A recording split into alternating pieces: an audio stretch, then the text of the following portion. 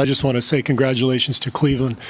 That's a championship team, an amazing group of players, and it's a hell of a series. 5 games didn't do it justice, just for how competitive it was. There were times where I was just stunned looking at the talent on the floor between both teams. And as I said, they're a championship group. We have so much respect for their players, for Coach Lou and his staff.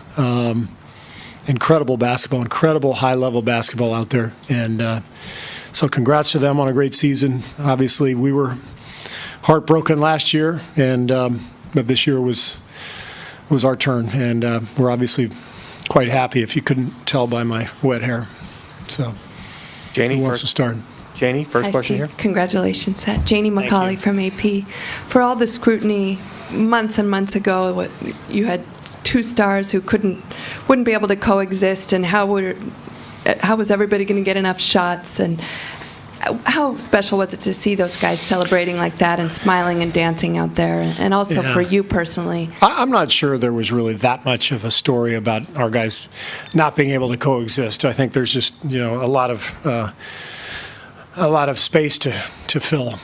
I mean, come on, it's you got a bunch of guys who are talented and can shoot and pass and dribble, and they're unselfish. There was never any question in my mind that this was going to work, and so. This is the culmination of a year where they grew together and learned each other's games, and got better and better all year, and it was just phenomenal to be part of. Tim, next question. Tim Kalkow, Mercury News. Steve, I know you never wanted to be about yourself, but couldn't help see you crying there after the game. Just maybe not the details, but what is going through your mind? Is it what you had to go through this season? Is that part of the emotion that you were feeling right then? Yeah, for sure.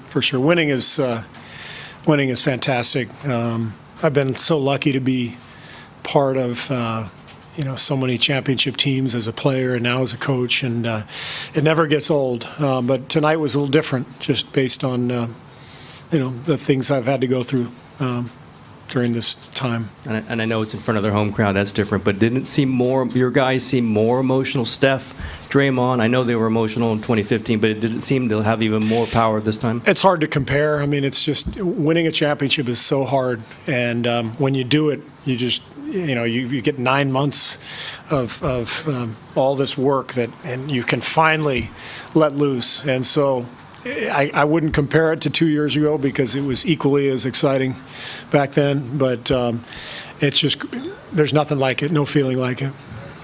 And towards the middle. Steve, congrats. Ann, thank you. Ann Killian with the San Francisco Chronicle. Kevin went through a lot this year. He was vilified. He was, called all sorts of names, soft and all sorts of things. To see him perform in this series and to come away with the MVP, what do you think that means? What does it mean to you, the team? Well, you can ask him. He's right there. But what about for you? For me, I'm just so happy for Kevin. I'm happy for all of our guys. It's interesting when you look at championship teams, each player kind of has their own story. You got a rookie like Patrick McCaw who comes in and plays in a Game 7, makes an impact, and his story is so different from Steph's and Clay's. But Kevin has a very unique story. You just mentioned that, and I'm just happy for him. He's had an amazing career, but he just took it to the next level, and he was incredible all season long. He had an amazing series, just dominated. Everybody for the last 10 years knew how good he was, but until you break through and win that first championship, there's always still something there, and I'm just so happy Kevin has broken through, and there's more to come from him. Steve Bitker with KCBS right here. Yeah. Cavs were up. I'm sorry, right? Oh, okay, sorry. The Cavs were up much of the first quarter and into the second. I think they were up 6, maybe halfway through the second quarter, and suddenly you guys go on a 22-2 run over 4.5 minutes. I know KD got half of those points, but what happened? I think it was a typical closeout game. I've been lucky to be part of 7 of these, actually. 5 as a player and 2 now as a coach. And it seems like every closeout game is just difficult. You're nervous. You got all this energy. It's usually not pretty from the beginning. And I think our guys just did a good job of hanging in there. We kept the lead at 6-8 points, or the deficit.